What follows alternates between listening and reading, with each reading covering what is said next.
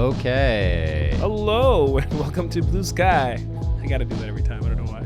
Well, yeah, I think you establish a trope and you stick with it, and then the people will know what's happening when it happens. Yeah, I feel like the day I don't do it, no one's gonna know if it started. They're gonna be like, have they begun? Is this a thing? What's going on?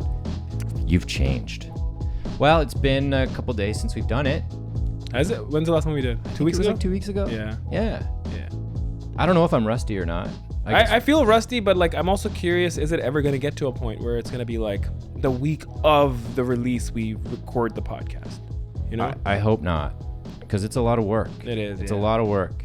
But that's the goal, where we can get to a nice little rhythm where it's like we record and within 2 days everything's done. Yeah. That'd be kind of nice. It'd be really nice. Yeah. If anyone's listening that can help. People have been listening and giving us nice comments and stuff. So yeah, thank you for paying attention to us and mitigating us screaming in the dark. It feels nice to have people following along. So. We would like to eventually start a segment where we can kind of read like emails or comments, specific comments, because people tell us personally that they like what they like about it, what they don't like about it, or what they love about it, and et cetera, et cetera. Mm-hmm. But I would like to be like, okay, now we're gonna read some feedback. Yeah, and we'll read everything. We'll read we'll read if you make fun of us. We'll read everything. We might not read that. If you make fun of Adeel explaining the plot of School of Rock for 25 minutes, we'll read it and we will feel terrible. I'll proudly read that. All right. Okay, so can I ask before we get into it, before the prompt? If you want. Can I ask you something? I guess so. What did you watch recently? What did I watch recently? Last thing I saw in the theaters was the movie. And? I thought it was fun. It's fun. It's really super fun. Like, from a production design standpoint, holy crap. Yeah. Like, way to go. I loved, like, the way, how playful it was when they're like, spoilers, cover your ears if you haven't seen Barbie, but like, I guess it wouldn't ruin it. It's made $1 billion. I'm sure most people have seen it. Yeah. When they're like throwing the clothes in the air and it shows off all the things. So like, if you're like a vintage toy collector, you're probably just like, I really thought that like it would be such a fun movie to make because it's so like heavy on the ham, you know. It's like you drop the brick on the gas pedal of hamminess and just go for it and make that the tone. It was just really fun, and I think it's a good thing for young women to see at a young age. We were talking about it, I think, in class yesterday, but it was like the idea of like there's different genres of comedy, and there's certain genres that are like you don't wink at the camera. It's very like deadpan, and I like those a lot. But then there's other ones where you wink like a motherfucker. Like you're basically like I said, you're hamming it up, and I love those too. And now this was very like Michael Cera, the shit he was saying, or the way they were like even when they go into the real world and they kind of show the juxtaposition of Barbie world and the real world, it's like very much in your face, which is fun to watch because it's like and like you said, making that must have been so fun too, because they're not like we have to be so subtle. It's like no, we're gonna fucking come out and say it. We're gonna wink at the camera so much that our eyes are gonna have fucking biceps. You know? Yeah. But I thought Will Ferrell's character was a bit shoehorned in there. I didn't enjoy it at all, that character. I honestly, there are certain things I didn't like about it. I liked Gosling a lot. I know it's when I went into watching it, people were saying he was so great, and I was like, oh, really? I'm gonna go watch. I'm gonna walk out of it there being like, oh, I loved Ken, but I walked out saying I love Ken because it was like, I don't know. I really enjoyed his take on that character. I didn't expect it. It was just hapless, you know. Yeah. So like clueless like, and just I'm codependent. Beach. I'm beach. I'm beach. Yeah. Like it's and that to me also is like how kids would talk. Like I've played around with Barbies when I was a kid, much to my uncle's chagrin. But that's just how you talk. And like the Barbie doing the splits the whole time, like the weird Barbie. Yeah, that was funny. Like, and the way that real. like everyone has a weird Barbie because like they fucked it up. Kind of the way they did the Lego movie with like the fingerprints and like the mix mash. Lego movie was stuff, and like it was more true to the experience of a kid playing with those things than like a shiny. That's a really good way to put it, because like I didn't think of that. Their dialogue technically is like, because they've only been played by kids. Yeah. So like the way they talk is how kids would talk when they're playing with Barbies. So that's interesting. I never thought of it brilliant. Like that. And I love that it's fucking like Greta Gerwig is having her time in the sun and Noah Baumbach's behind it. Like, who would have thought that the Squid and the Whale writer director was going to be a part of the Barbie movie? Like that's just so fucking cool and weird. And what a blessedly fucked up timeline we live in. It is, I would never have. When that was even announced, I was like, I wonder how bleak he's gonna make this Barbie movie. Yeah. But because I love his shit. But and even her, she doesn't do stuff this like colorful even. I guess that's the word, but that's the point, right? But because she was taking a colorful world and like bringing this darkness to it in a way near the ending. But because she's done, like, they did Frances Ha together. He did Squid and the Whale. Lady Bird she fucking did, which was great. Little Women I haven't seen yet. Did so good. I haven't seen Little Women either, but apparently it's great. Yeah, but way to go, guys. Good job. Good movie. It was a good movie. It was good. If I had to pick, Lego Movie I still think squeaks out for me, because Lego Movie, there was more, I don't know what the word is. There's more like nuance in Lego Movie, which kind of going back on my other thing about the winking thing, where it's like Lego Movie was a little more like you're getting the ideas there, but they did it very Pixar-y, where it's like they were subtle about certain messages about growing up and adolescence, where this was very like like you said, Will Ferrell's character is too on the nose for me. Like, here's the corporate man. It's like, I wish they kind of peppered it in so you have a moment of like hating him, but I couldn't even hate him. I was just like annoyed by him, not about his like character, but more about like how, like you said, shoehorned he was, and it wasn't subtle at all. Yeah, I feel like Lego Movie though is less winking and more like epileptic, flashing insanity. Do I have to ask you what you just saw, or is that good? That's good. I'll answer mine in the next episode. Okay, cool. I watch Oppenheimer. I'm sorry. Let's go to the prompt. Okay. The prompt. So I just realized we're doing this episode so much after the Barbie movie. Yeah, I know. Our points, our critiques of it is like so outdated. They're we don't care anymore. Spoiler alert, dude! It's 2024. Everyone has seen Barbie. Yeah, I wonder what's gonna be. Let's take a guess when this episode comes out. It'll be maybe 3 months after, 2 months, a month after this, maybe October, November, maybe. What is that? We'll be cold and we'll be sad. Oh, the new Exorcist movie, which I'm really excited to see. Ooh. Sorry, I keep bringing this podcast back to talking about movies. Okay, we're in the prompt section now, where we draw a random prompt that we generated with our brains and hands on paper and put them into a bowl. The bowl we like to refer to as the Forsaken Bowl, because it can give us fortune or the other thing. Misfortune. That's the word. The bowl of misfortune. But I put 5 ideas in there. Adeel put 5 ideas in there. And by ideas, you mean film genre? Film genre. Oh, you didn't do that this time. I'm starting to get a little outside the box on mine. Are you crazy, dog? Yeah, because I don't know. We're kind of running out of genre, so eventually it'll turn into like just 5 ideas or 5 characters. We talked about one time it'll be fun to even like put an existing character in the bowl. Yeah. Like, fucking, what's his name? The No Country for Old Men villain? Javier Bardem? Or like that. The villain's name, whatever it is. But put that villain's character's name, and then it's like, if we pick that, or like say we put Ken from Barbie, or whatever, and then if we pick that, we have to write a short about that character. I would love to see the guy from No Country for Old Men, like buying a house, or like getting a tour of a house, or like doing his taxes for someone, you know? It's like that'd be cool. You pick a character, and then another bowl is the genre. Yeah. So it's like him with rom-com. Or accounting. And he has to, like, he's doing the job, but he's like trying to live a real life, like a straight life. You should enumerate this for next year. All right. Spread it out. I'm going to pick a prompt now. Okay. And I have picked it. Okay. And it's going to be glorious. Mm-hmm. And it is. Oh, that's mine. Okay. Oh, man. I wrote it as one word. Whodunit. Whodunit. You know what that means? Whodunit. It means whodunit. It's a mystery. Yeah. It's like Knives Out. It's like only murders in the building. Only Murders in the Building, which I have not seen. It's also fucking hard to write. I know. I really leapt there.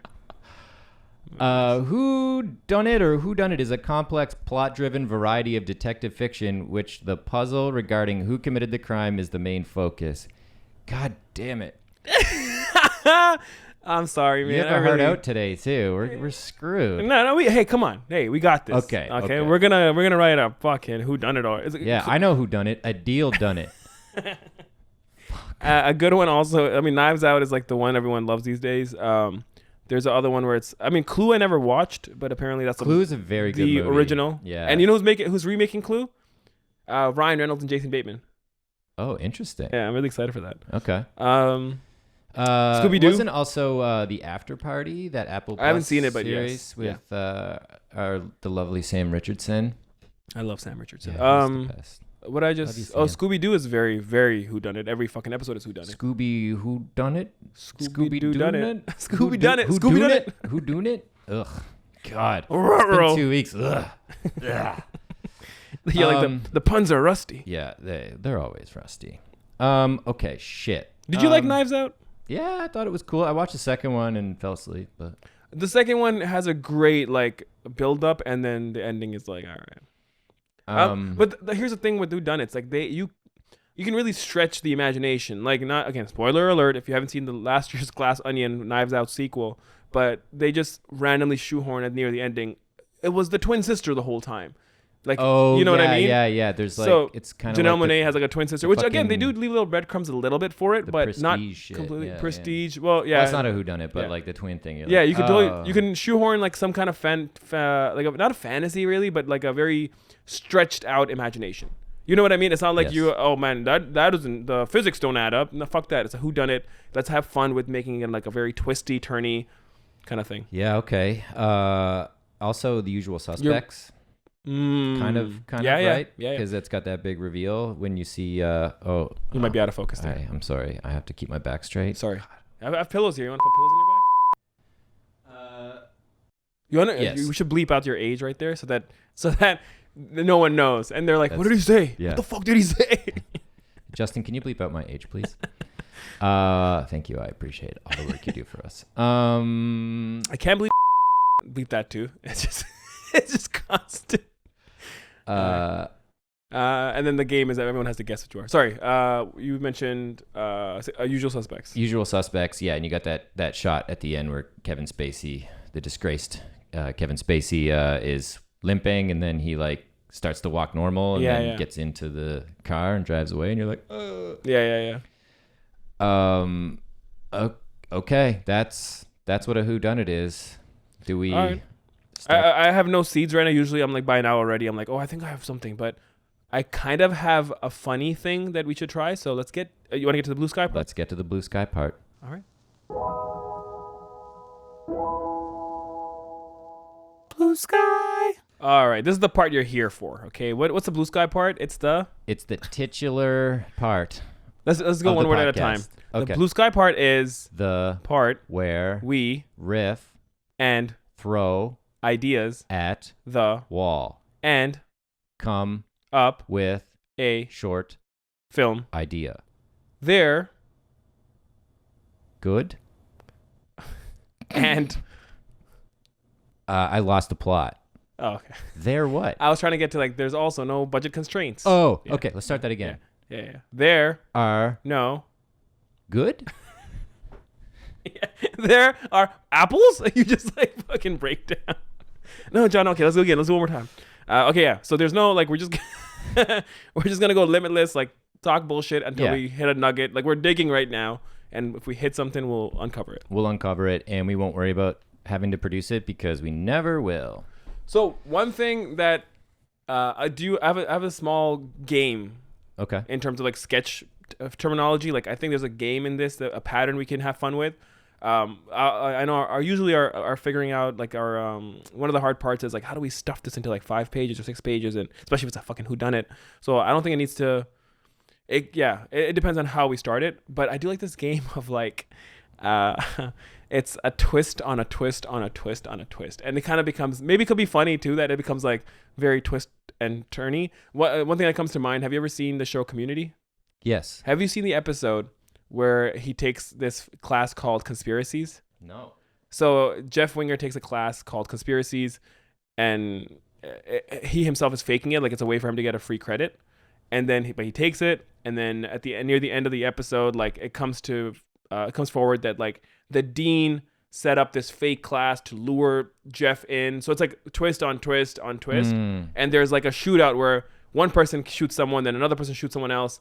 And I'm doing a horrible job explaining it because I know you've never seen it and I don't want to like give it away too much, but it's a reveal on reveal on reveal on reveal. But it gets to a point by the third reveal, you're like laughing because it's like so silly. Right. So I like this game of like, there's 4 twists that happen in 5 pages. And yeah, I also like, maybe there's a fun way to not do like the gumshoe, like expert detectives coming in to solve this thing. Maybe it's like who took my toothbrush, or like who used my toothbrush. Interesting. It's like a roommate who done it. Yeah. Oh, that's good. What if it's like that's really good. What if it's takes place at a frat? Yeah. I was gonna say like what do you call it when you have like a house meeting for housemates? Like if you have 4 roommates, Yeah. and they all come together. But a frat's great too, where it's like, you know, because you could do a lot of like swish pan cutaways kind of thing. It's just like, it's like you did this morning, and it's like, you know, the guy doing the thing, and it's just, it could just be centered around one living room house meeting, whatever, frat house. Well, you could even make up shit, right? If it's like, wait, I did see Trent come in last night, and he was by the washroom near the toothbrush, and then you literally cut to that scene. But that could be a fictitious, like, imagine, like, this guy says this, but you can't believe that scene because it might be him just telling a bullshit story. So you kind of have fun with that as well, where it's like, you don't know the truth until the end or whatever, you know? Yeah. Classic Whodunit. So, house meeting. Yeah, dude, that's interesting because it's not as, like, life or death. It's more about, like, the stakes aren't super high, but they're high because maybe it is like, this is the last time someone gets away with this shit. Yeah, and they could be high stakes because if it's like a university thing, like they could all be high. Maybe they're eating steaks.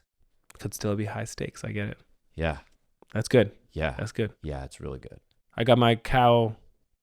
I gave weed to my cow. Now that's high stakes.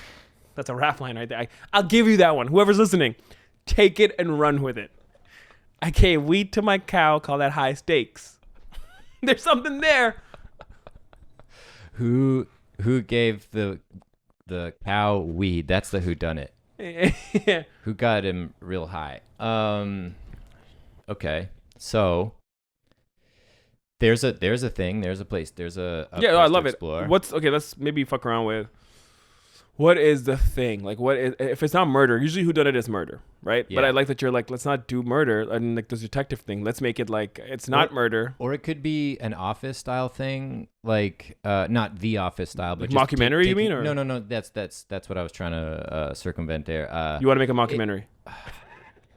One of my prompts was mockumentary. Oh, that'd have been cool. Yeah, next time we should keep those. I actually wrote some down in the thing to remember. Anyway, if it takes place at an office and like who ate my ravioli, you know, because they have the office fridge thing, and like there could be that could also play into the roommate thing. Yeah. But I like the idea of not taking it too seriously and just making it kind of fun and weird and obviously comedy leaning instead of just being like open on a murder scene and like fucking film noir kind of shit. Yeah. You know me also, and this is just a stab in the dark. What if it's like the opposite of a whodunit, where I don't know how who you do this. Didn't do it. No, it's more like that they want to find out for because that's a good thing. Like who done it? Who did this? So they can like give a prize or something. We make a Christmas movie. It's like the Secret Santa, and they're trying to figure out who like gave this primo gift. Yeah, primo gift, exactly. It's like who done it, and then they kind of go, but I don't know. But then it's Santa. But yeah, that's the twist. Yeah. There was Santa all along.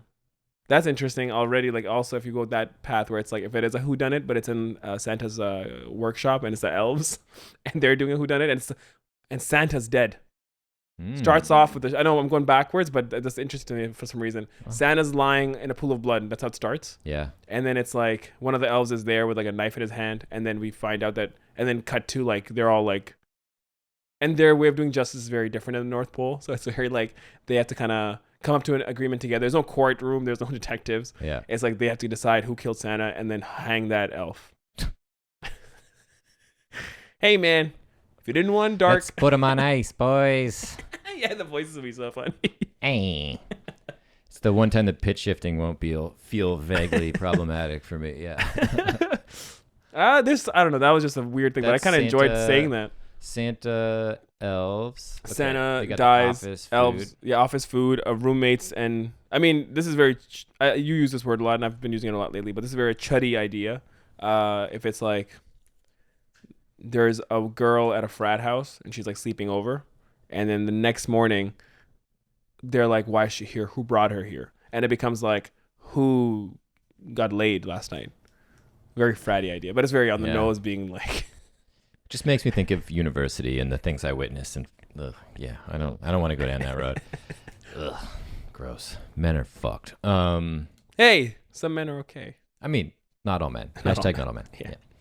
All right. But yeah, I like the Santa a lot. The frat house thing makes me like. Well, the frat house thing. Up. Well, it would have to be goofy, like a nerdy frat house where like. Or the housemates thing, right? Like the housemates is good. it's the idea of like I have friends who've like live with like a bunch of friends, and it's like imagine like you said like the toothbrush is such a funny idea. Like someone used my toothbrush, or it's like it's like someone. I don't know. Someone left this fucking toilet seat up, or someone peed on the floor. Like we can find anything. Or there's just like a singular like pube on the toilet seat or something. You know. Have you lived with like a group of people like that before? Not unless it was a trip. Like when we went to Montreal, like it was like what 7 of us there, but we all were like there for 2 nights, and it was like separate rooms, and didn't feel like it felt like a trip. When I lived with people, we all had separate rooms. TBH. Yeah, fair enough. Wait, when you have housemates, you guys don't live in one bed? Sleep in one bed? Yeah, well, the first house I lived in was just a 5-person bed. It was like a double California king. And we all just slept in there, and we had like little socks that matched, and we all just like tucked in. And then you slept head to toe, just like Willy Wonka, Charlie's parents from Willy Wonka. We slept head to head, baby. Foot to foot, dick to butt. But yeah, I because like from university, like I did university in Halifax, and then I did film school in Toronto, and like I lived in a fucking all-male dorm first year of university, and it was insane. Like, but dorm is like you have your own. I know you have your own room and you have everything, but it was just this massive free-for-all. It was completely insane. I still have PTSD from it. I made some great friends in there, but I also have made people. I met people I never want to see again. But then, like moving into an apartment, I had a bunch of friends that I kind of met out of there. We kind of aged out of the dorm and did that. So you moved into an apartment. Moved into an apartment with people, with 4 other people. Okay.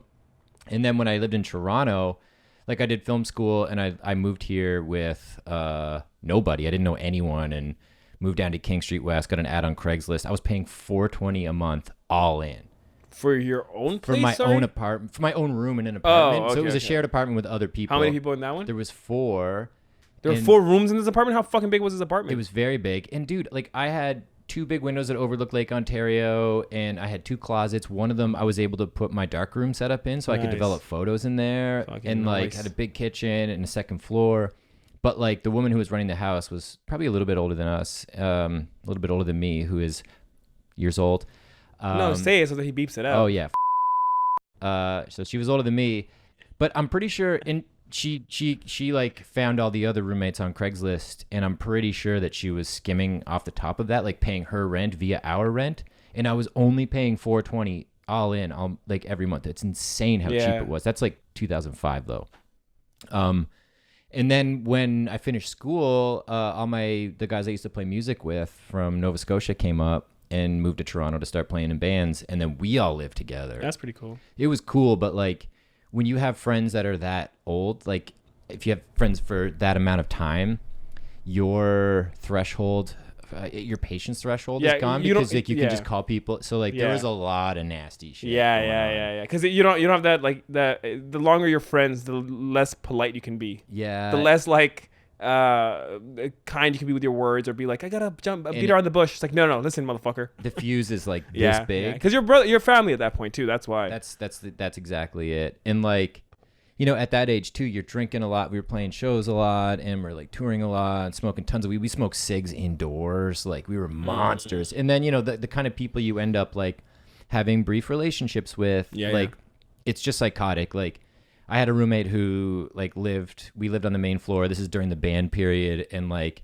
he and his girlfriend would fight like all the time, and like she would like move out in the middle of the night, and she'd just be like throwing clothes down the stairs, and they'd be screaming at each other, and then the other then they would have wild makeip sex after, and you're putting your glass to the ear, like your ear to the door. You're like, I've got this recording. H for it. This is gonna be great later substance. Probably was an H2 back then, but whatever. And then the guy that lived next or slept in the room next to me, and they're just having loud sex, and I probably did all kinds of shitty things too. Like you jerked off really loudly. Yeah, I guess. You were just masturbating like, woo! That's how you do it, right? You're just like high pitched. Let me know, guys. It was insane. It was debauchery, and like we would do passive aggressive things to get back at each other. Like I remember like my friend. I can't remember what he did to me. Like it was all, he probably did nothing. Peed in your food? Maybe. But like, I remember like I busted up the spokes on his bike because I was pissed at him. And then that's how you... I was baking bread at the time, and he like That's not passive. That's aggressive. Yeah. That's not passive. I guess so. I punch him in the face passive aggressively. That's not. That's very aggressive, dude. And then he like destroyed all kinds of my food. Like he took a butcher knife to this loaf of bread that I bought. It was super broken. He like fucking stabbed it all up. Like it's pretty nuts. That's so diabolical. I know. Like you're gonna eat this bread, but you're gonna have like fucking just chunks of shit in there. That's so funny. Living on Dufferin Street, man.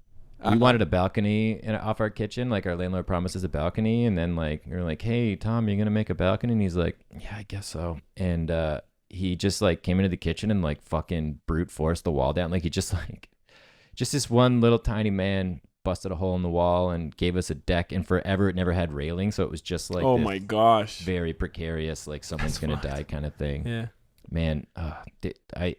I'm sure more stories will come up, but I'll stop.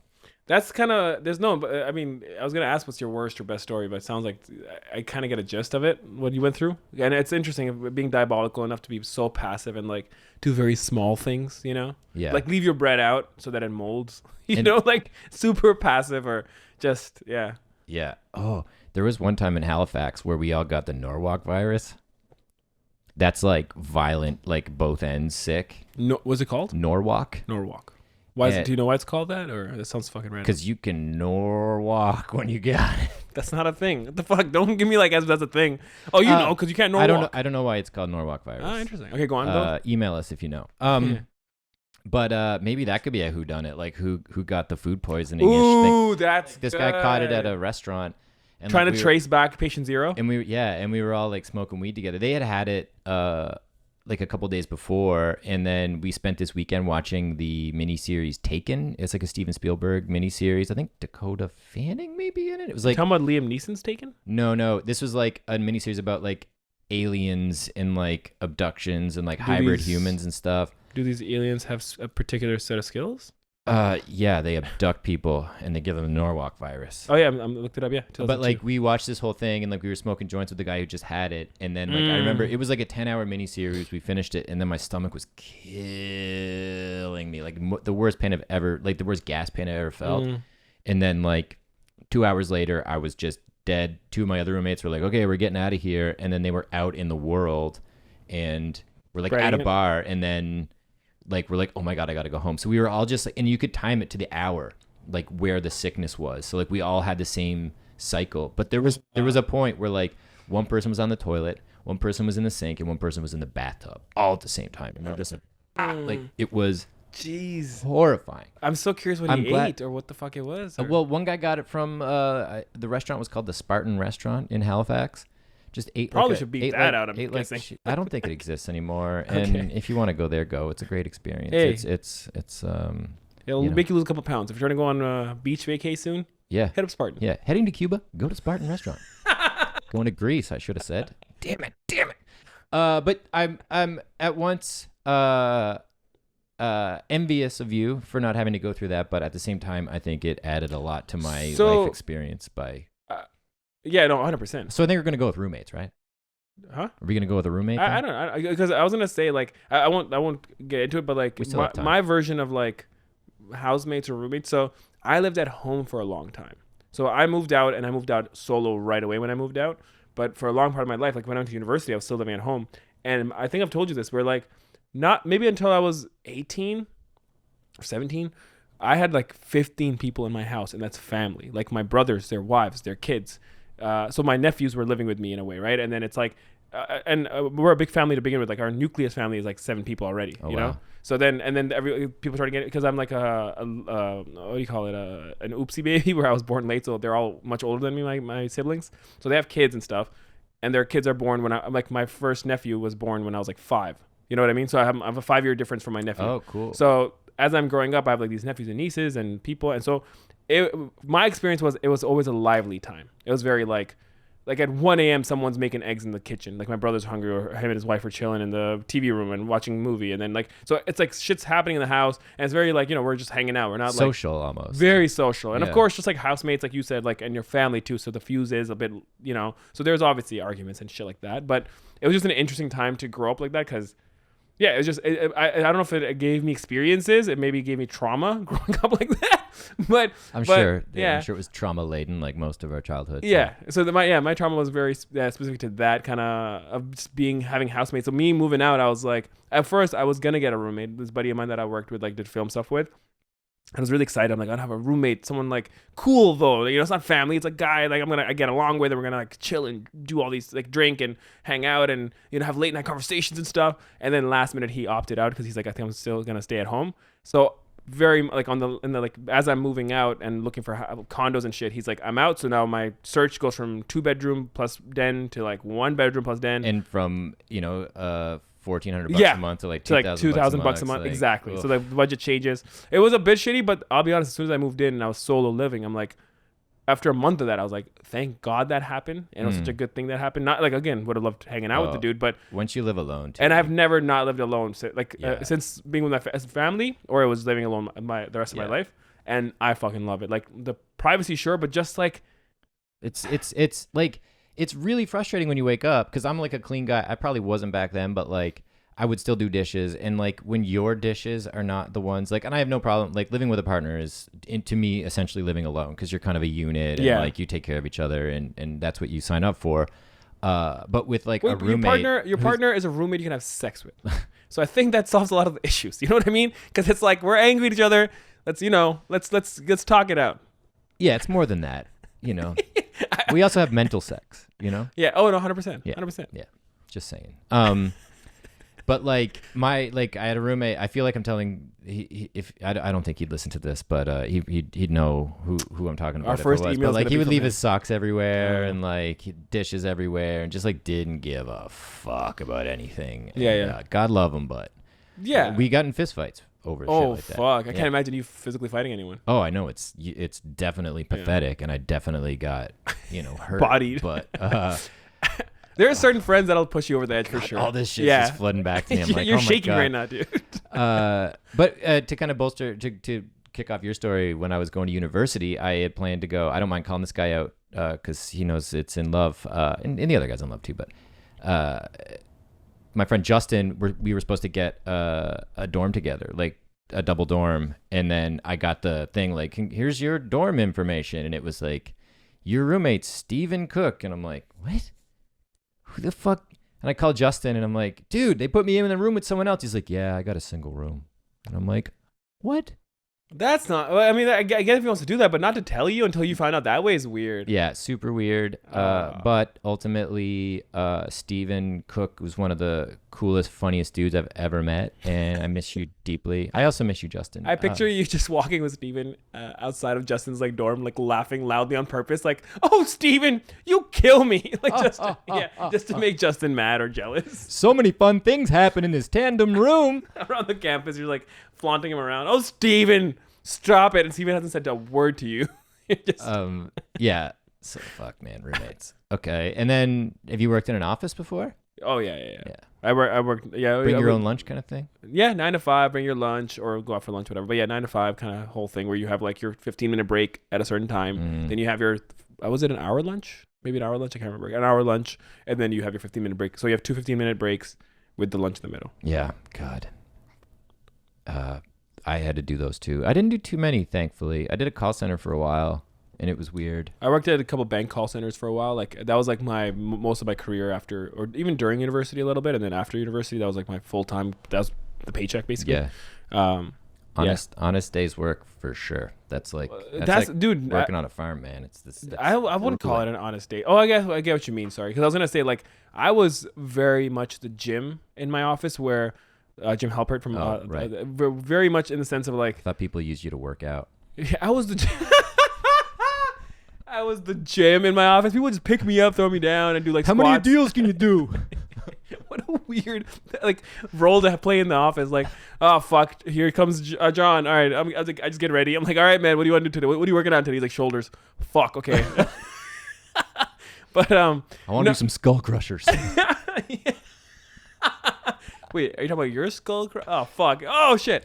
No, as in like literally, I got by just being friends with the manager and like them liking me, and I would like everyone else around me was I could tell was trying to do like I want to work hard and like make it to the next level of this or whatever, and I was very much like just getting by. And I was like, that's the thing, the gym thing where I did my job enough that I wasn't fucking up. Right. But I was like, people would work, say, 8 hours a day. I was probably working like 3 hours a day because a lot of it was like finding ways to get out of work. And sometimes it's like hang out with the manager because then they can't be like get on the phones. So I talk to them and whatever, or like just walk around and roam around the office and just talk to people at their desks. I was very much that guy. And then I just got away with it for like 2 years. And I don't know how I worked there and they didn't fire me. Like I was not doing like even half of what other people were doing. Yeah. I didn't have the confidence, charisma, or audacity to do that sort of things. I was just kind of like doing the job and hoping that there was a brighter future waiting for me. No shade. If you work at a call center, it's honest work. But for me, I just felt disconnected. No pun intended. It's interesting. I think that's like the first time I started having like that confidence because growing up, I was very like, yeah, I would be very shy to talk to teachers or have a relationship with like older people in the sense of like, you know, like mentorship or camaraderie being like, oh, you're like, I grew up very like, if you're an authority, like let's use teacher as an example, being friends with them. Cause some students would be like teachers would joke with them and like coaches would be cool with them. And I just get a little like, fuck man, I don't have that like mentorship. Like, cause I'm so like, I don't know, like in my own box. But I feel like as I got older, it became a thing of like, it's like, you know, when you're programmed, nature versus nurture, you're programmed to be a certain way with people. Like it's very like, I gotta be fearful of authority. Around as I got like to 16, 17, like 17 and 18, I was starting to shed the paradox of like, yeah, sure, I was raised that way, but I don't like living this way. And that's like slowly where I started kind of shedding it. And then in the job world, I started shedding it more and then kind of just try to become my own personality as opposed to what I was raised as. Right. Yeah. Sorry, I know you're looking at the time. We're like 24 minutes in. It's not so bad. Into blue sky or into the whole episode? Into the blue sky. Okay. I don't know how long we talked about bar before, but yeah, I would say we're 30 minutes into the episode, maybe. Okay, maybe this is a good time to.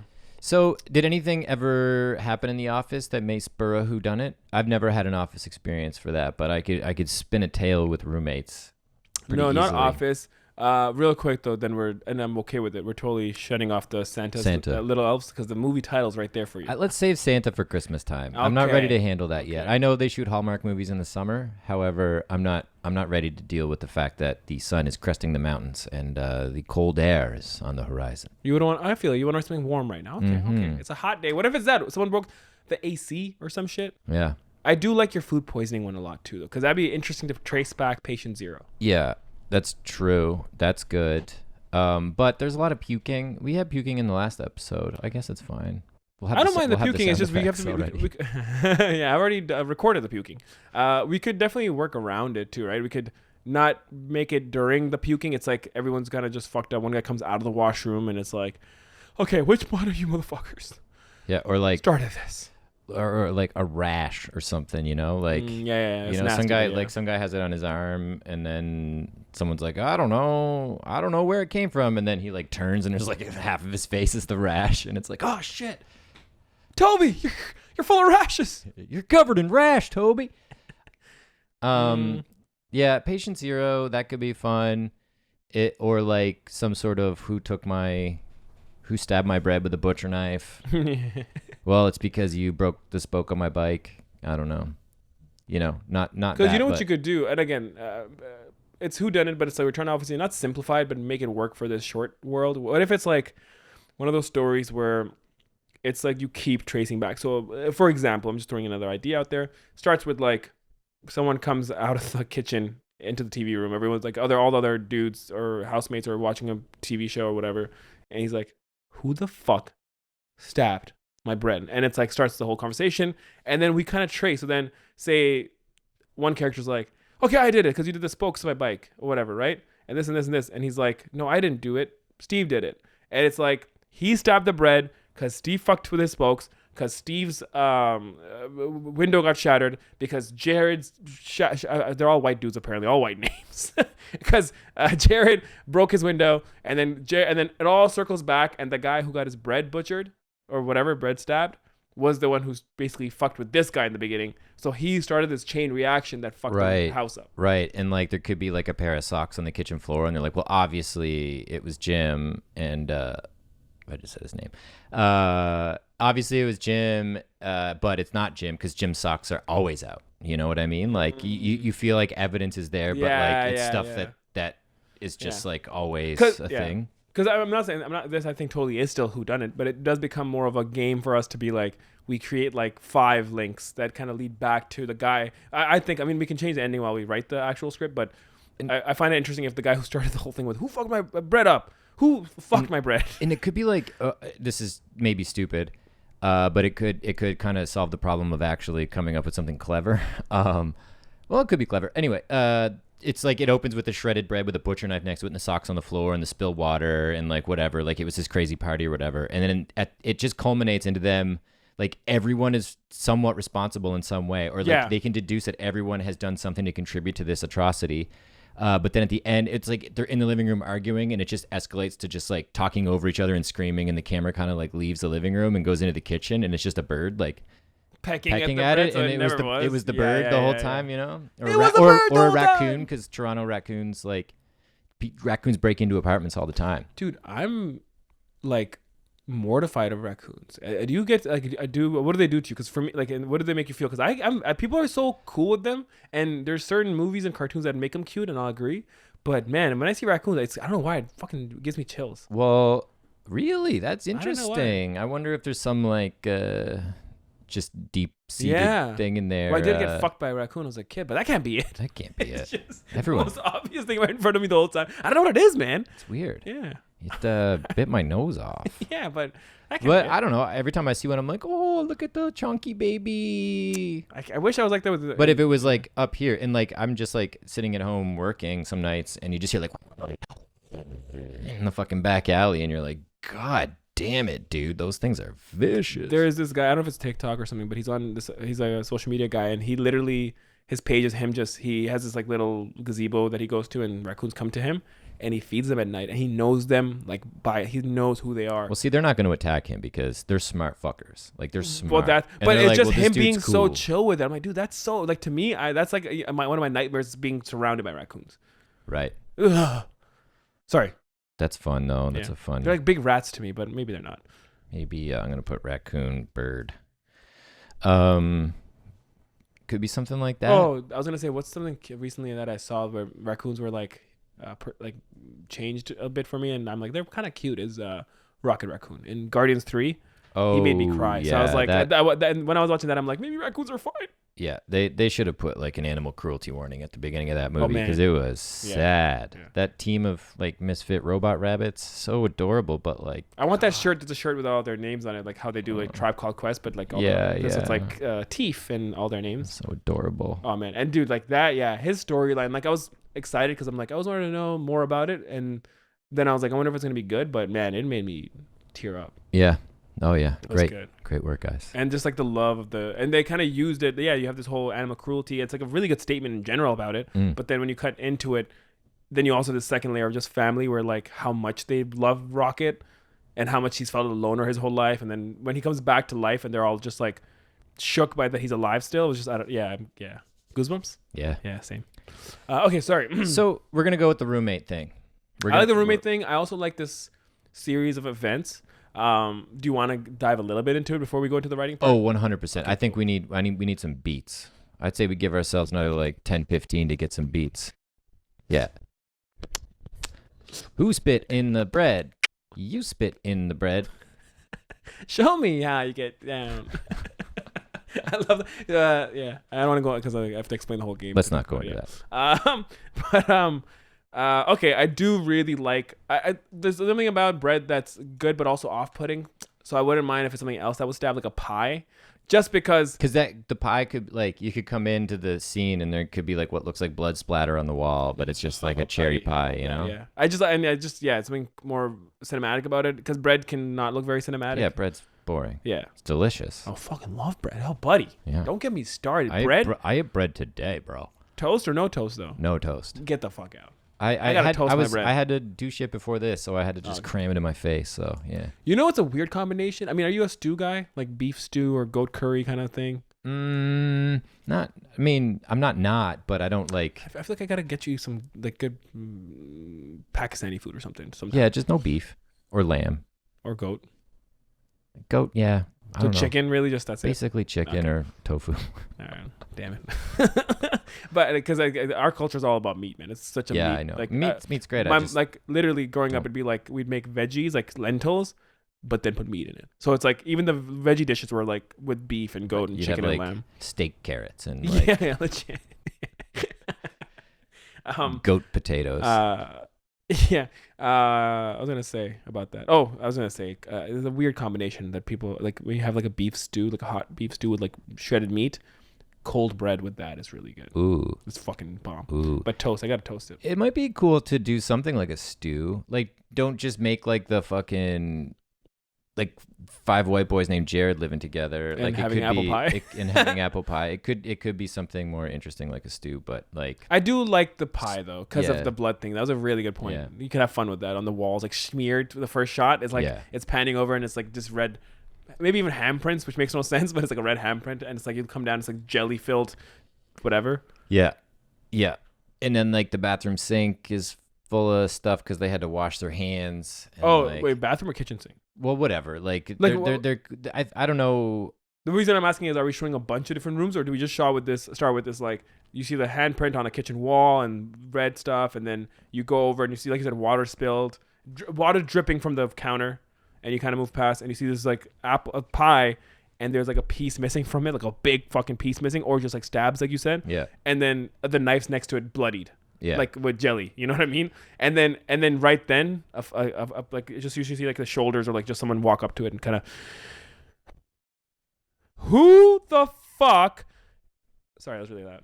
Who the fuck? And then as soon as he's about to say the word, we cut to the titles, and the name of the film is Apple Pie. So who the fuck stabbed my apple? And then just cuts to the title, Apple Pie with some music. Classic. And then come back, and it's like, and then when you come back from the title screen, it's like guys watching a football game or some shit. Make it very maybe just keep it in the kitchen. Because then you could do like something funny where like, you know, another character comes in the kitchen and they're talking, and then another character could just like be passed out under the table that we reveal. He wakes up and they're like, oh, it was obviously him. And it's like, no, I was like it when I got here or whatever. You know, like there might be fun ways to introduce the characters and just make it sort of a bottle movie where it's like all in the kitchen. It's all in the kitchen.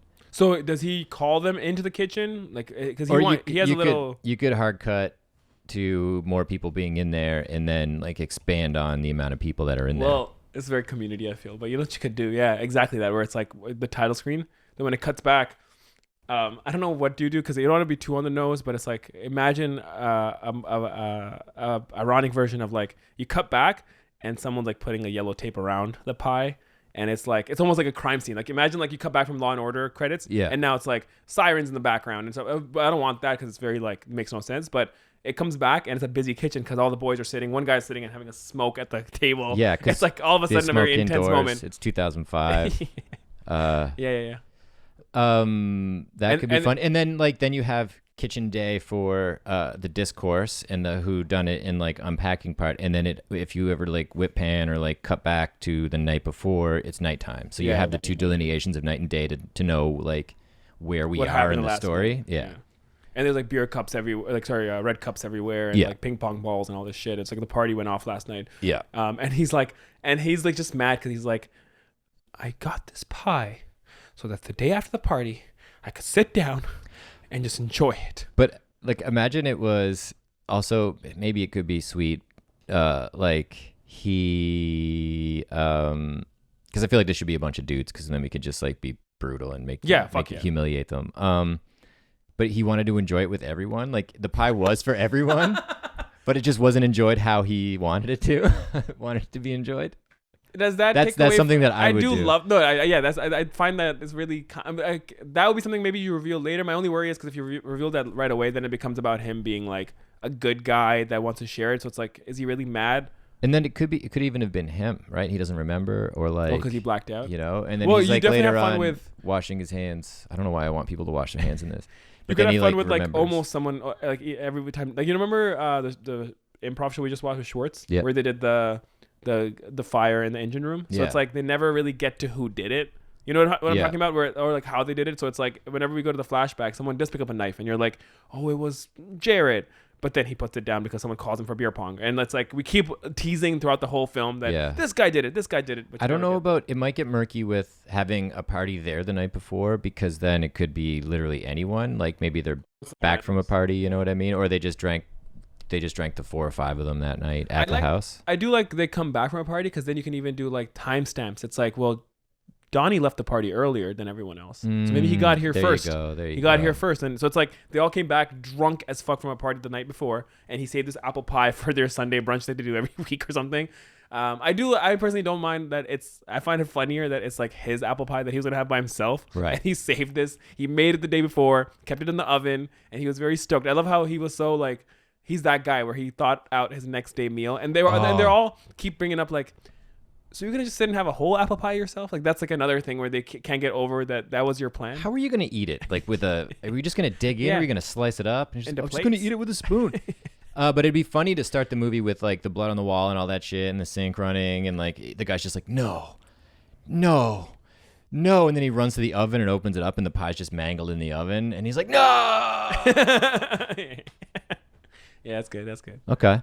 I like that. And then so I like where we're headed, and they come back from a party, like that part 2, that they're all, and you can have different timestamps and stuff like that. And even like, I don't know if we have time for this, but a classic whodunit would be like, well, Donnie came back, and then we cut them coming back, and then Donnie's like, no, but then I left again because Stuart was down the street at a different bar and he needed a ride or whatever. Like, it's like you kind of confuse the audience being like, I did come back early, but then the door was already open or whatever. So someone else came before me, For sure. And like maybe, again, like we talked about this off camera, but like wanting to just, have fun as opposed to trying to like earnestly write a really, really good, like airtight script. So I don't want to get too deep into like making it perfect. I just want to have a fun little story.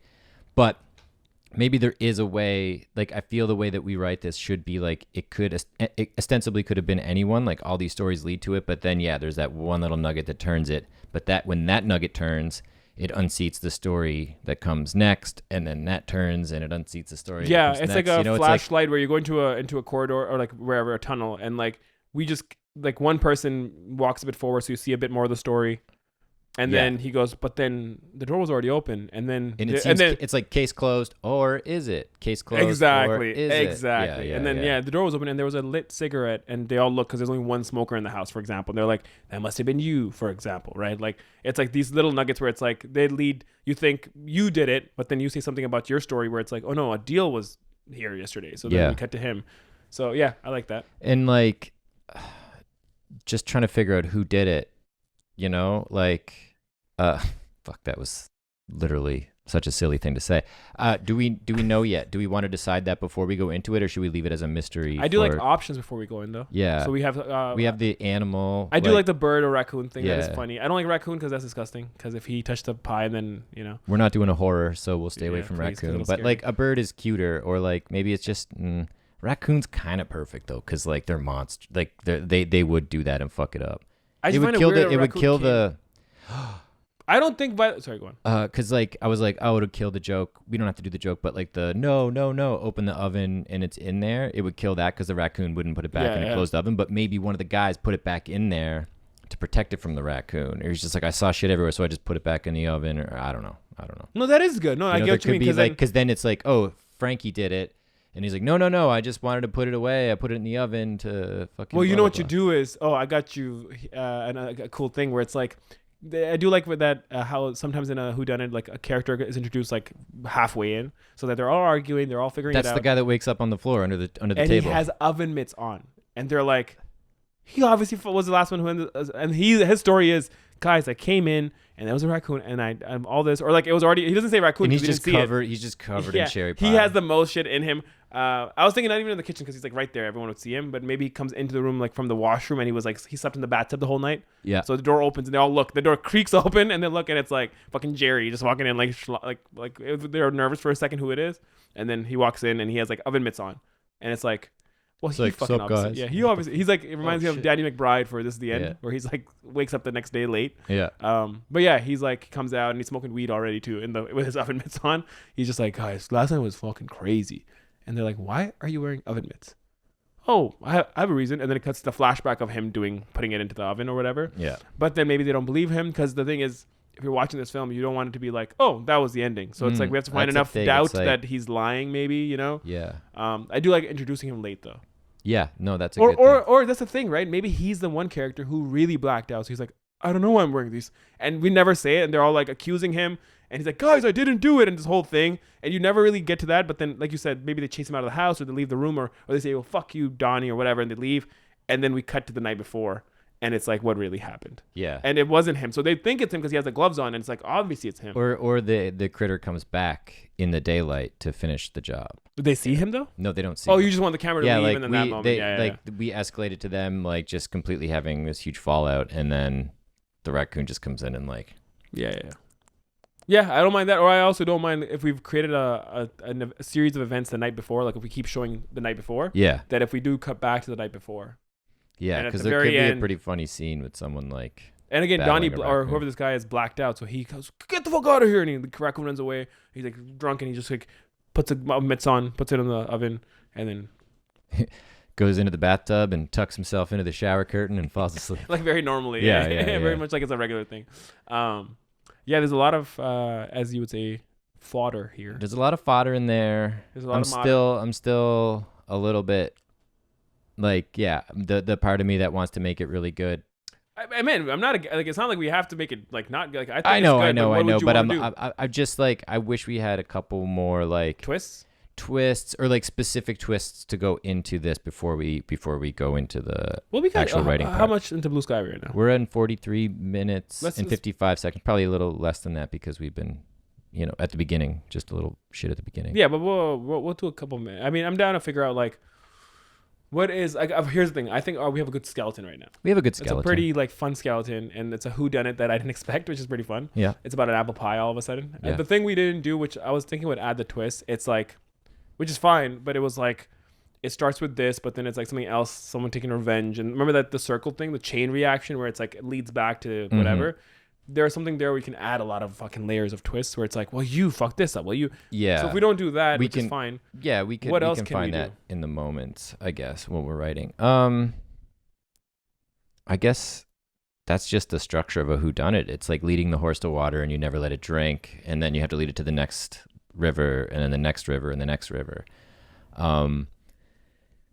But I feel like the best way to do that is to start getting the characters talking to themselves and figure out who they are, and like, so maybe we figure out who the characters are before we, or I think maybe we just kind of do a top line thing, and then we kind of know the character dynamic, and then we can go in and write it and then make everything based on their behavior and nuance. Before we go into that too, so I was thinking about like, again for a second, like the best kind of whodunits, and again, like to me, Knives Out lately has become everyone talking about like, oh, the first one that he did, when it's fucking classic and they don't make it like this anymore. I remember watching it and being like, it's good, right? Like I wasn't like blown away, but what I realized the reason it was so like well appreciated, and I do appreciate it, is because it's not about making it like Prestige, where it's like, I want you to fucking rock my world. I want to get to the ending and be like, holy shit. Yeah. I think a womp womp is always funny too, like, because the womp womp would be the raccoon or the bird or whatever. Yeah, womp womp is great, but it's the thing is with, again, Knives Out, spoiler alert, Chris Evans being the murderer because he's like he's just not the very obvious choice, but then when you link it up, it is kind of like, of course it was. Like, those are good. It's just like you said it so well. It's not about how much you blow my mind at the end. It's like, how many times do you take the horse to the water? That's what you said? Yeah. And you're like, oh, we're about to get to the end. And it's like, never mind. We're going to go here. So it's like Knives Out did that really well, where you keep just anting it up and you have all these, and you're right about characters, where we need to really have characters that are a little despicable, so that you're like, oh, he obviously did it. Oh no, he obviously did it. Oh no, he obviously did it. So like, we have to make sure these characters are pieces of shit a little bit, but also have like a little heart. So you're like, some people are rooting against them, some people are rooting for them. And that's what makes it fun, because if you want a mindfuck movie, go watch Fight Club. But if you want a movie that kind of just, gets you to the end and makes you guess along the way, that's a good whodunit. Okay. All right. Well. And that's my TED Talk on whodunits. I got no tag for that. So the question is, do we blow out this a little bit more, fuck with the characters, or let's just find the characters as we go, and then it'll be a surprise for everyone? I kind of don't mind. I love the notes you've taken. They're so interesting. I do like the idea of, why is Adeel there? I just started riffing names, but I forgot we're gonna do a bunch of. Just I don't even know. I just started putting names down so we could fill it out. We could just pick names from our class, even, right? But I was gonna say like Jared and DJ. I thought of that after. Those are enough names. Like that's. Jim, you put Jim. I never saw Jim, Adeel, Jared, DJ. I don't want a deal in this one. Okay. I want to save a deal for somebody else. Okay. Kadeel. Badeel. Brody. Brody. That's such a Chad name, though. What about? Well, not Chad. Chad has too many connotations.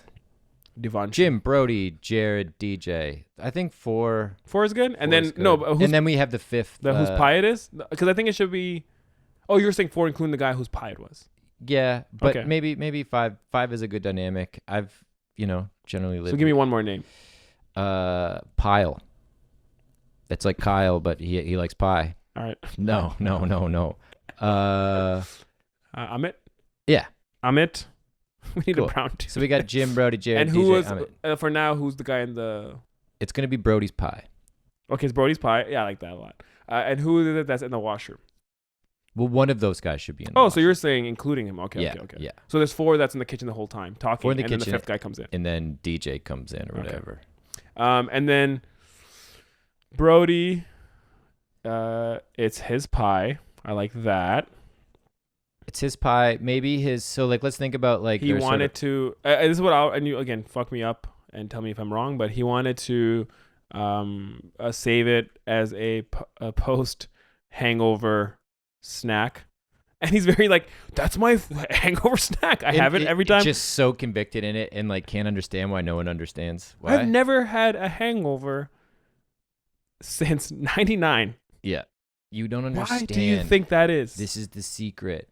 But maybe his fatal flaw is they should all have the kind of thing that makes them potentially guilty. Even this guy, like there should be a little bit of like, maybe there's turning on Brody to be like, well, how do you know that you didn't just like fucking brainstem eat it when you were drunk as fuck last night? Oh, I like that. What do you think it is? Is that he blacks out a lot? Or? But no, I think like he control, like he wants to be in control too much. Like he always wants to control the situation. He always wants to be the leader. Things have to be very certain. No, but why would that be why he did it? Well, I don't know why that would be why he did it. But I think that we could figure that out. So I know we want to get to the writing, but I'm having fun doing this. What do you think of this? Should we, for each person, write 2 notes? One is they're just a character thing. Mm-hmm. Like his is like, oh, I gotta have the pie. And already you get so much about him from that. Yep. Like he's such a specific, like you said, organized kind of have doing things. And then one thing under that where it's like why it could be him. I think that's kind of good to do. And why it could be him because he was completely blackout drunk and he had pie somewhere in his mind and he just kind of preempted it. He was blackout drunk. And they could all give their versions of like, dude, you fucking asked a cop for a lift. Like you were doing stupid shit last night, Yeah. He was blackout drunk the night before. Cool. When I was in Halifax once, I insisted that the police arrest me along with my roommate, Steve Cook, and we spent the night in the drunk tank together. And they weren't going to arrest you at all. And no, that? I was like, I'm not. I like. Were you really? That's drunk? A story for another time. Okay. I had gotten. So they should have arrested you Justin a couple minutes before that. You had what? I got in a fist fight with one of my friends a couple minutes before that. When we finished fighting, I turned around and Steve's getting fucking cuffed, pushed up against the car because he was drinking in public. And then I was like, no. If anyone's going to jail, it's me. Anyway, sorry. It's interesting. I feel like I've met you after a really like your calmed era. Oh yeah. I kind of want to see a little bit of the fucked up John. No, you don't. A little bit. He has reformed and he has learned many. Yeah, you seem like you've literally changed so much. At least like calm down. Yeah. That old John got. Well, that was his teenager. Flames on his wrist. Blue flames. Ooh, what a maniac. Jared. But maybe there's like the flaw. Like he wants to be in control. Because then like. I just want you to add that because I think that's going to be a big thing. I was going to say, he wants to be in control, but I was going to say be in control. And the reason they also think he did it is because, and I'm trying to make him, I think you should leave. I'm just trying to give him, Brody especially, these interesting facts. Like I love that he's very specific about the pie. And he's very like, I'm picturing our Brody literally acting him out and be like, never had a fucking hangover. That's 99. Why do you think that is? But then what if they're like, Brody, you love drama. Yeah, like he's very like he wants like tension or something like that, or like his character's just very like I like that. I want drama. Brody, you just want drama. Cool. What's Jim's like? Or Jared? Let's do Jared. What's Jared's? Let's make Jared leaves his clothing everywhere. Okay, so he never does his dishes. He's the dirtiest. He's like the messy one. He's fucking filthy. I think JJ's first name is Jared, so that's kind of funny how we kind of did him again. He's the sloppy one. Or no, what's the word? What's the sloppy? I guess. Yeah, sloppy, messy one of the house. Leaves clothes everywhere. Leaves clothes, and there's a sock at the crime. There's a sock at the fucking. There's a sock at the crime, but like then that's tied back to like there's always a sock there, you know. Sock at the scene of the crime. Never buys his own food. Oh, maybe that's another one for someone else. Yeah, we can't. There's a sock at the scene of the crime. I like that. And him and Brody. They should all have a reason to hate Brody. Yeah, maybe bit. Like there was some. And if Brody's listening, we love you, and we just want to make your character layered because then you can play it. These are now not those people anymore. Yeah, it's not. Know? Yeah, I just always feel like we named him Brody. I don't want him to think that we're talking about him. It's just because we're not creative. Yeah, we had to go with someone that we like. Yeah. All right. There's a sock in the scene of the crime. Sorry, what's his issue with Brody? His issue with Brody. Brody's. Because he likes the drama, or maybe the night because before, Brody's in control. Like they had an argument about the dishes or something like that. You know, like there was some major thing that. Or what if at last night? It's just so we can maybe make the party. That the reason why today of all days, because last night at the party, Jared was talking to a girl, and Brody talked about how messy Jared is in front of her. Brody announces at every party ruined a potential. Potential courtship. Hookup. What is that noise?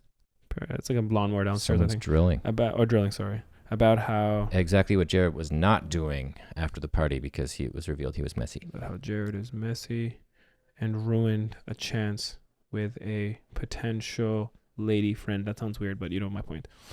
Is that cool? Could be a man friend too. Potential mate. Oh, mind meld.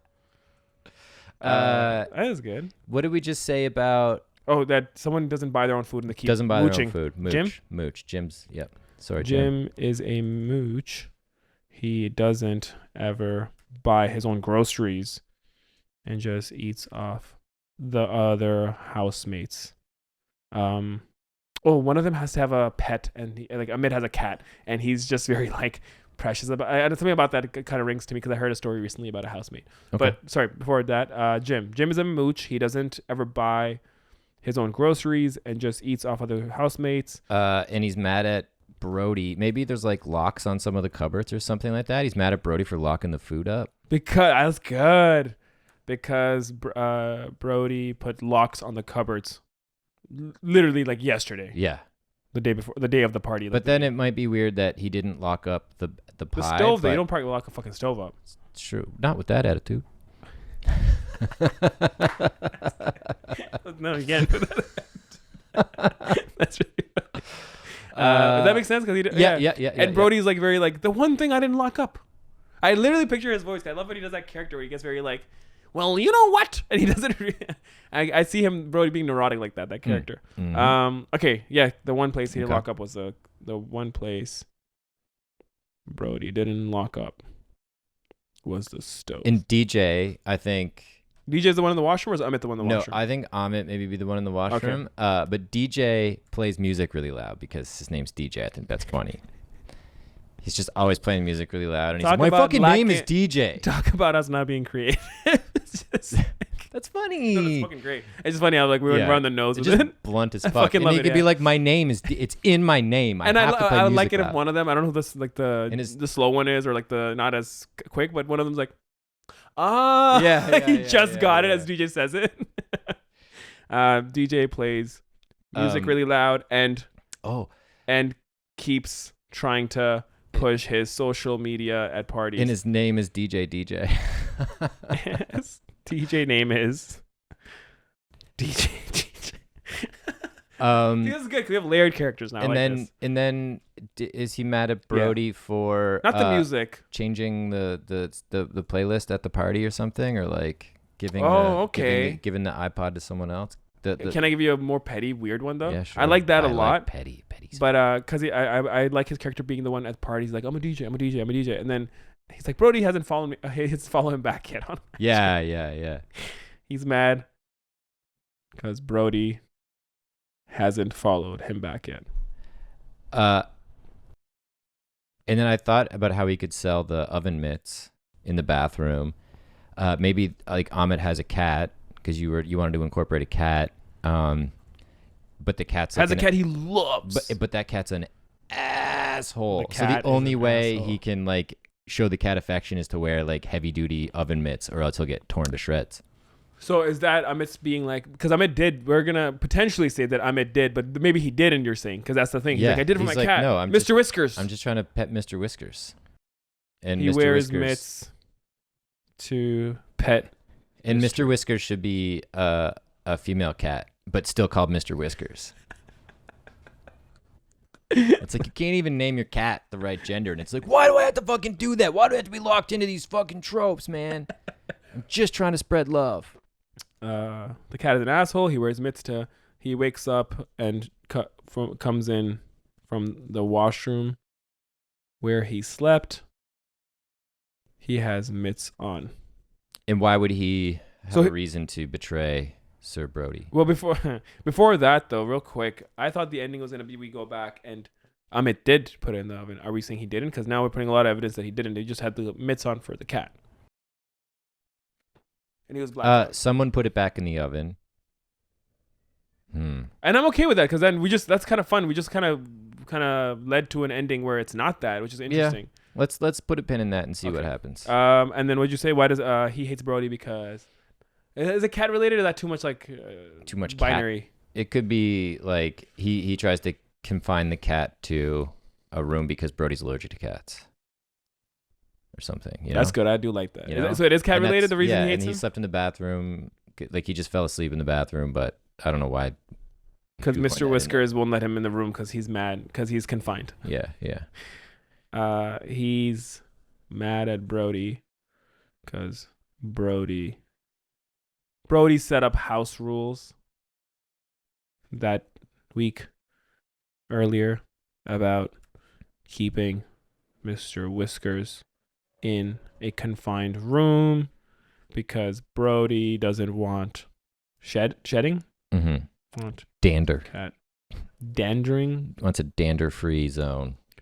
This is a dander-free zone. This house is a dander. Or yeah, this is like he just labels the common areas are dander-free. Yeah. That's what the house rules said. Yeah. You're dander if you do. You're dander if you don't. You know what's interesting we should do? Because it sounds like a lot of these things that annoy, like maybe not all of them, but like the music thing, 3 of them at least, the music thing, the cupboard locks, and the cat thing are like house rules, right? The other one is, what is it? It's like, what's the other one we put? Something about being messy or something. But my point is, is the first shot when it kind of goes to the handprint of the jelly, but fake blood thing on the wall. We should go by a list of house rules, and it's like all these rules on this. We're already putting it in. Yeah, and it stems back to his need for control, and that's why they all have the reason to fuck with them. Yeah. And so Brody's like the alpha, technically anal one. Yeah, and everyone has problems with him. Although he's the glue. They should all still be underneath all that, like best friends. Like they're all cool, but they're so comfy. They're like we said before. It's like family. You're allowed to. Yeah, it's all love underneath, and then all that. And we don't have to be too like. We don't have to get into. Yeah, but even a small comment from DJ being like, "You don't follow me, man." It's like you don't believe in my dreams, and Brody's like, oh, "I'm sorry, it feels that way," because they have that moment maybe for a second. That's a little, and then it becomes comedy again. But it's like, I'm sorry I feel that way. DJ is a great name. All right. Or he goes, you show everyone being friends because he goes, I'm sorry you feel that way. And then DJ's like, do you guys like not like my name, DJ? And they're all like, look at each other and like, no, they're all like, no, we love it. Like, even though there's like this big commotion going on, they kind of break away for a second to kind of agree with him. No, it's great. I fucking love it. There's just a pause and they're like, well, I'm pretty sure Jared did. Like, they just changed the subject right away. So it does show that they're all like friends enough that they don't want to hurt each other's feelings, but they do want to still bite each other's heads off. Okay. Well, if you want to recap, just rewind it. We should maybe dive into some writing now. So do rewind it or don't rewind? No, I was making a joke to the listeners. If they want to recap, just rewind it because we don't want to spend. Right. You don't want to do a recap right now. I don't think. I think we laid it out. Brody's wants control. Yeah, let's do the whodunit fashion. So you're a detective laying it out. Go for it. Yeah, Brody really wants control of the household. His pie has been destroyed, but he's got a lot of potential enemies living in there. Jared's really messy, and Brody actually stopped him from potentially hooking up with a mate the night before by revealing this mess. Jim is a mooch. He doesn't even buy his own food. So the controlling Brody locked all the cupboards up so poor Jim can't get his free food anymore. But there's a pie to be eaten. And the stove has no locks, which is where the pie was. The stove is completely lock-free. DJ plays music really loud because he's an aspiring DJ, and Brody does not follow him, and he is very butthurt about that. And Amit loves cats. Brody wants a dander-free zone in the house, and maybe eating Brody's pie is a good way to get back at him. Or maybe Mr. Whiskers ate the pie. Maybe Mr. Whiskers. And also, why is the pie so important to Brody? Because he's been a hangover-free for years, and he really believes that he's him sitting down with a spoon and fully chowing down an entire, what flavor is this? I think cherry. Cherry pie is rhubarb. I was gonna say rhubarb is because people talk shit, so it makes Brody more like a. I like rhubarb a lot. I've never had rhubarb. Strawberry rhubarb pie. Mwah. Okay, done. Sorry, rhubarb. Strawberry rhubarb pie. That's gonna be hard to fucking talk about in the script. It's gonna look shitty on a poster.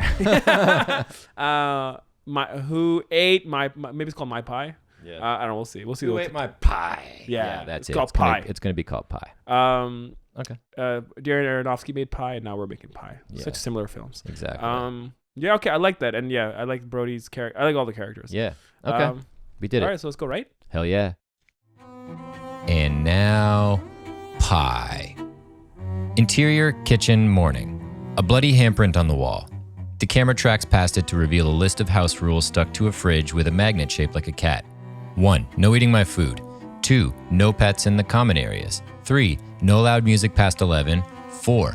Only 3 cigarettes per day can be smoked inside. And 5. 4 squares per wipe, max. The camera continues to explore the kitchen.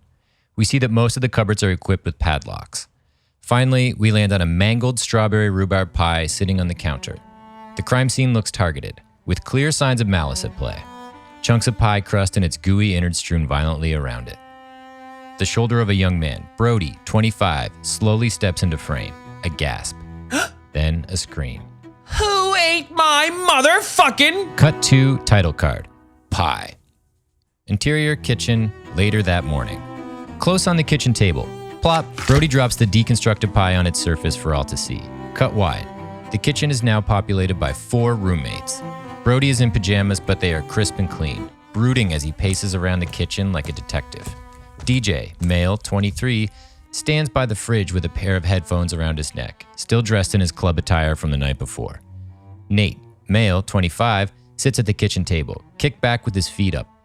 One sock is missing, and the other is barely on his foot. The neck of his t-shirt stretched out from years of wear and tear. He lights a cigarette. Jim, male, 24, sits opposite him, snacking stealthily on little bits of pie. Brody stops pacing and begins to interrogate his friends. Thank you all for joining me at house meeting number 457. Perhaps the most meaningful house meeting to date? He pauses for effect, barely holding back his tears. Someone ate my hangover pie. The other housemates all look at each other. Jim stops eating abruptly, regretting his snack. Will this pie give me a hangover? No, it's to prevent hangovers. Off their look, Brody pinches the bridge of his nose in frustration. I've been drunk 924 times in the last 5 years, and I've never been hungover. The common denominator? He looks around at his hapless roommates, waiting for them to fill in the blank. They don't. Brody sighs. Strawberry. Rhubarb. Pie. Nate, DJ, and Jim exchange confused looks. DJ speaks first. Were you going to eat the entire thing yourself? Nate leans forward, incredulous. Right out of the dish? Brody shoots him a, why does this even matter kind of look. Yes. Nate smiles. My man. Jim is still trying to wrap his head around it. That is insane. Brody explodes.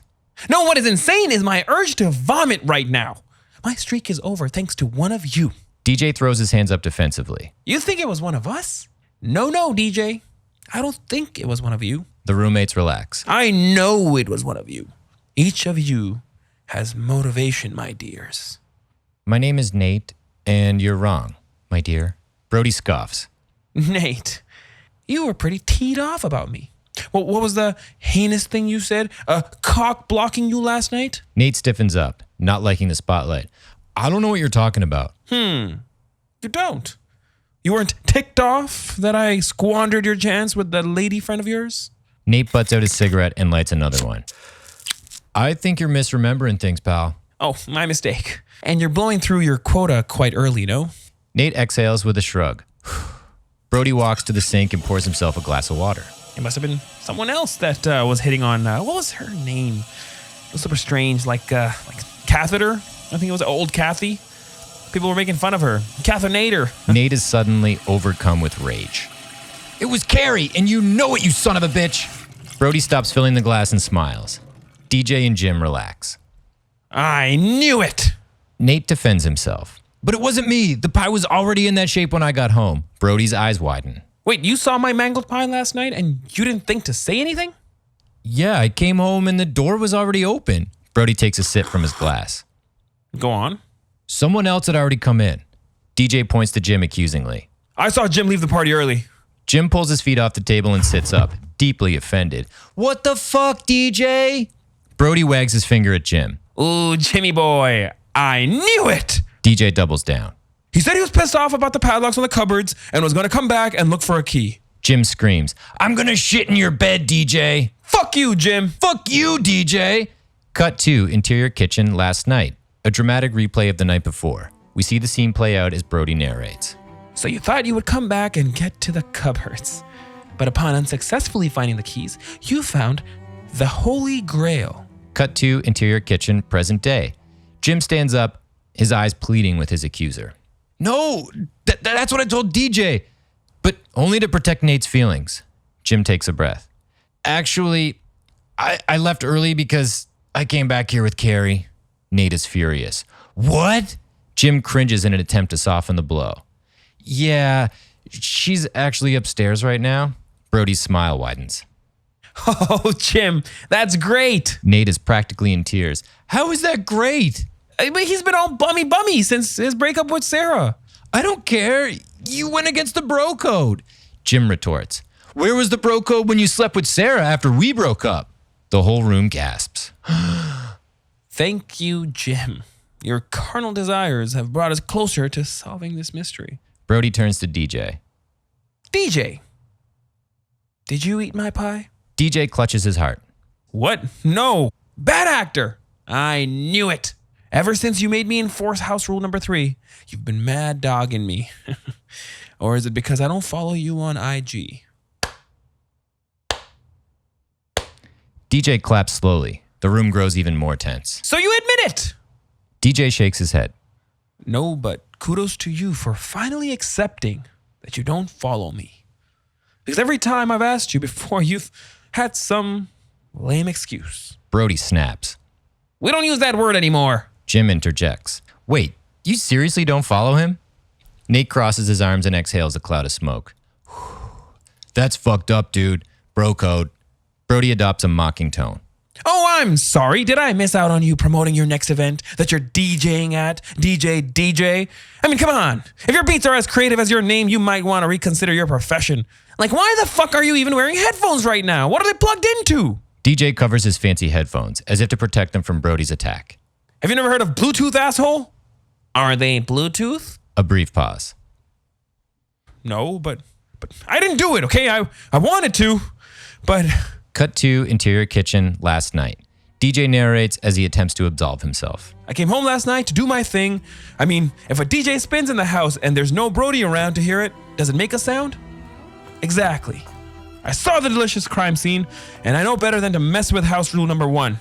My plan was to pin it on Jim. He had already given me his reason, even though it was a... Cut to interior kitchen present day. DJ points his finger at Jim. Lie. But like I said, when I got back, the deed was done. Brody scoffs at the level of betrayal. What the fuck? Nate butts out his second cigarette and speaks calmly, trying to take control of the situation. So if none of us are guilty, then who ate it? Jim steals another taste of the pie. Yeah, who ate it? And can we eat what's left over?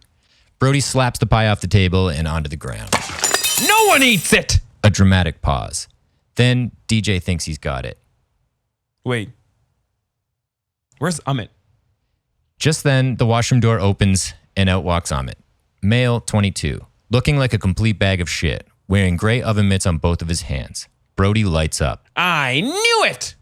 They all start yammering and blaming each other as Amit blinks slowly, taking it in. Finally, he speaks. Oh, sorry. What's happening? DJ jumps in excitedly. Oh my God, of course it was Amit. Nate joins in. Right? He's been holding a Brody grudge ever since house rule number 2 was instated. Brody gets in Amit's face, a measured, foreboding tone to his voice. I'm going to blow past the fact that we need a new house rule. No more than 15 minutes in the washroom. But we've literally caught you gray-handed. Amit's eyes dart back and forth. What? Brody's posture stiffens. The oven mitts are gray. But that's beside the point. Why else would you be wearing oven mitts? Amit removes them to reveal his hands, covered in cat scratches. Ever since you made me lock Mr. Whiskers in my bedroom, she's been getting a bit shack-wacky. Jim is confused. Mr. Whiskers is a girl? Amit shrugs. Yeah. The room erupts, fingers pointing in every direction. The camera leaves the kitchen as the roommates squabble. It tracks slowly up a set of stairs and through the keyhole of Amit's door. There, we reveal Mr. Whiskers, female, cat, fast asleep. She purrs contentedly with an almost imperceptible smile on her face, covered in strawberry rhubarb syrup. Finn! In conclusion. Okay, cool. We did it. It's We like made every a time we're so thing. like surprised. Yeah. We actually got to this part. I was legit worried. Like if you couldn't tell early on when my posture slunk. Which when like that when we Like got when it was like Whodunit, or- Whodunit, and I'm like, oh no, like this has to be good. But I had to keep in mind, again, we have this conversation all the time. The script doesn't have to be fucking perfect. We just have to have fun doing And it. somehow this one was perfect. And somehow this is flawless. It's ready to go. Yeah. We have a budget. Ryan Johnson. We're going to fund us, camera in produce 2 us. days. Yeah. We're going to camera in 2 days. Yeah. We probably could film this in 1 day easily. I don't know. Strawberry rhubarb pie's quite expensive. That is true. Yeah. We'll blow through the budget just with In this that. economy. Our one line item will be we need like 100 rhubarb pies because we need like Yeah. doubles. There's know, a lot. It goes bad. Yeah. What did you like? I really liked kind of mining the characters. I thought that what I didn't really realize at the beginning, like what worried me was trying to come up with the intricacy of all these things and like how we would, again, lead that horse to water and then not let it drink and then go to another body of water and blah, blah, blah. Silly analogy. I really like that analogy. But what I didn't realize is that we would find it through the character dynamic. So all we had to do is figure out like what the sort of personality was, what their strengths were, what the core of their being was, and what their flaws were, and then just pit them against each other. And then we had this party thing, and like because we talked all about the university partying, roommate stuff, like it just kind of came out easy. Yeah. So it was interesting. Instead of normally we come up with the beats of the story, in this we just came up with the character dynamics, and then the story just kind of went. Like I feel like this is probably the longest script we wrote on paper. It's like 11 pages on paper, but reading through it goes was by like, really fast. It's just dialogue. But it also like came out fast. You know? Yeah. Like, we wrote it Which fast. again, like I really liked that before we went into it, we kind of did those like, what's their personality? One thing, quirky thing about their personality, flawed or not, and then one thing they're against Brody for. And then when we were writing it, yeah, you're right. It came out so easy, and that's like the best kind of scripts when you just kind of write and not to sound like trying to make it sound way more intelligent than it is, but when we were writing it, it was like because we knew the personalities. I would like write a dialogue piece and it would come out so naturally because we knew what their backstory was. So even like my favorite thing was coming up with like, I wanted to make sure we had these twists. So I like that we were able to come up with, oh, you slept with my ex. Oh, you took the girl from the party. Oh, you don't follow me on Instagram. But then that becomes another thing. So it's like a twist on a twist. And then Amit comes out and like, it's just like, it felt very like peppered in these twists and it didn't feel forced. Yeah. And everything was informed by character, which I love. Yeah. Which I totally 100%. love. Made life so much easier. And yeah, it just made it kind of flow. And they did feel like friends who knew each other. Obviously, we kind of hammed up the dialogue for Whodunit style purposes, but it still felt like it's definitely in the Whodunit genre. It's just not like your typical whodunit. It's like that, but in a different sort of skin, which I like. Who says it has to be about murder? You know what I mean? Like, or it has to be about like a detective, actual cop coming through. You know? Yeah. And just the idea of a hangover pie is so ridiculous, and like hitting that so hard. I liked his character a lot. Yeah. What didn't you like? I don't know. Least favorite thing. Least favorite thing. Fuck. That's hard. Is it? Let's go on. Is it okay that I don't? Yeah, have anything I don't like. Yeah. You know. I mean, if I search for it, because I'm sure if I went back I went back to revise the script, I would be like, oh, this and this and this. But like, I don't see anything that's like, we could have hit that a little harder. Maybe it's that ending or like landing with Mr. Whiskers at the end. Maybe there was like a little bit more we could have pulled out of there. Yeah. Set up Mr. Whiskers reveal a bit more. But I also like that there was that sort of red herring at the beginning with the cat magnet on the fridge. Well, I was gonna like say you just reveal, really cool, you reveal the cat immediately. Reveal the culprit right away, But that was so natural. Like that was a joke. Like let's put a cat magnet, and then you realize, wait a minute, that's kind of like the film starts with telling you right away who the murder, which is one of those tropes. It's a trope. It's like you knew the whole time. It was like right in front of you. I guess maybe there is the like easy out of like Amit coming out of the bathroom. Like there's this reveal, and then that's the thing. Like maybe there was more ways to stitch that in, but it's a short film, a first draft of a short film. Yeah. Sorry, I want to also, just because I feel like we did that thing where we said stuff that we'd understand, but people wouldn't. Oh. So because I think I did that, like spoke really fast. But when we start the whole film, you go past the fridge and there's a cat magnet that's like holding up the house rules on the fridge.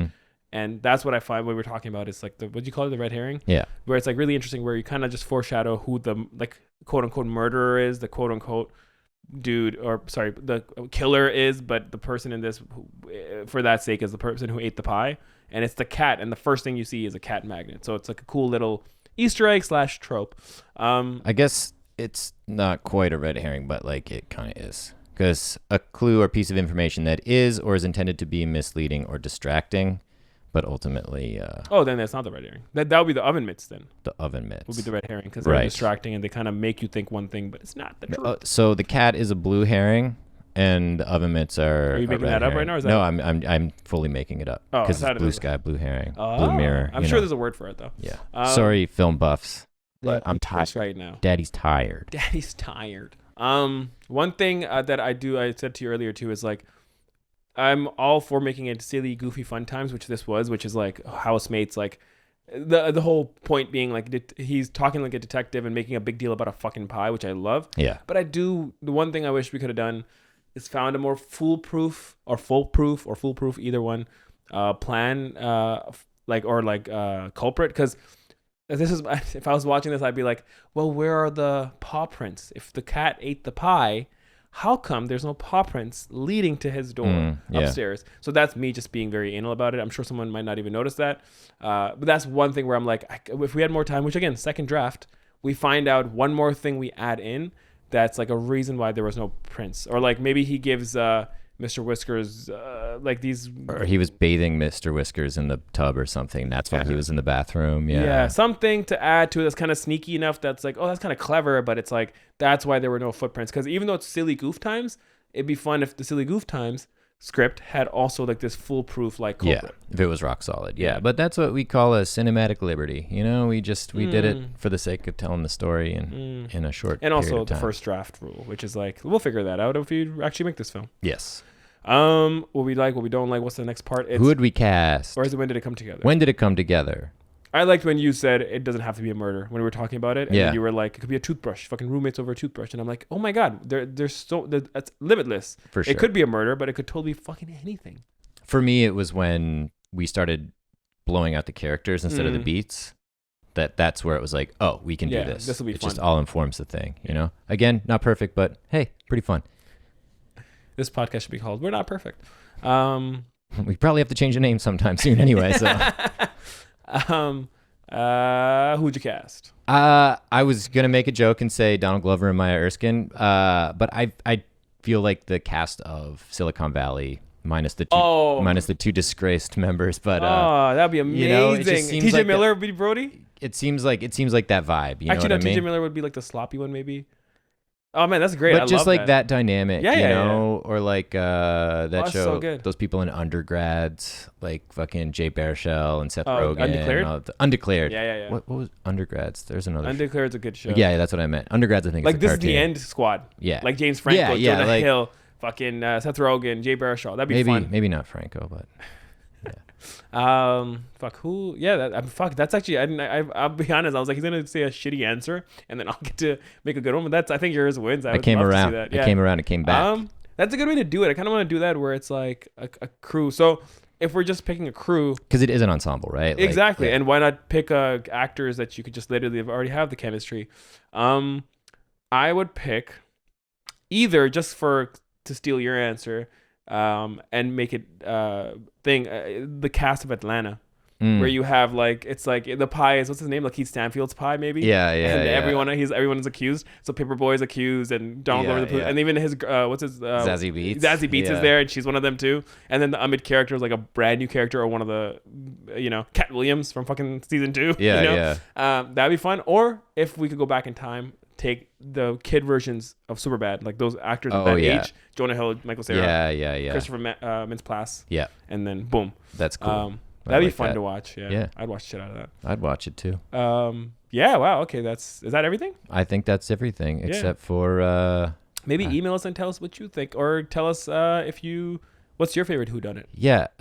We pay big bucks for that Gmail account, so let's put it to good use and hit us up and tell us what you think. Yeah, for sure. All right, cool. Thanks again for listening. We need a better sign off. This is a signing off. This is the sign off. Should we get a sign? And then fuck. Turn it off. Daddy's tired. That's our sign off. Daddy's tired. And as we crest another week, we're here to say Daddy's tired. All right, guys. Bye. Peace.